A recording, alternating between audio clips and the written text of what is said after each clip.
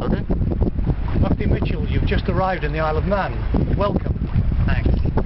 What's your message for the people of the Isle of Man having just arrived here?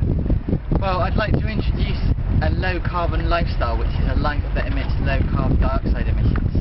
And I'd like to offer the view that low carbon lifestyles are easy and fun, good for the planet, and improve your quality of life.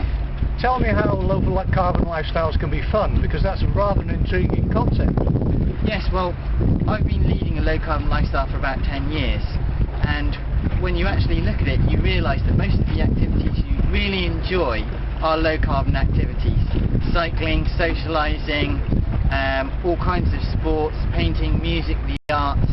These are all low carbon activities, and the activities that often are very stressful, like driving, gives you road rage, and it's very stressful on the individual. That's a high carbon activity. That's fine, I understand that.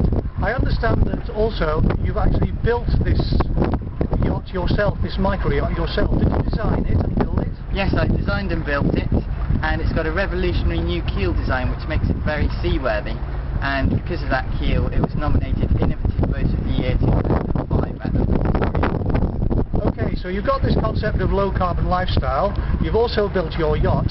How are you getting this message across to people? Well, I'm sailing around Britain over 6 months, visiting 40 ports, and it attracts quite a lot of media attention because they're interested in the fact that someone should sail around the country in a 15-foot boat with no engine. And on the back of that media attention they would ask, well, why are you doing this? And I say, to promote low carbon lifestyles. And they say, what's that? And then I go on to explain what a low carbon lifestyle is. I see. So people who don't actually meet you on in your port of call, how can they find out about the message you've got to give them?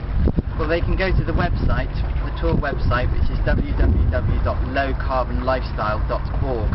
And also, the tour will be covered in a lot of the regional newspapers, national newspapers, and on television and radio.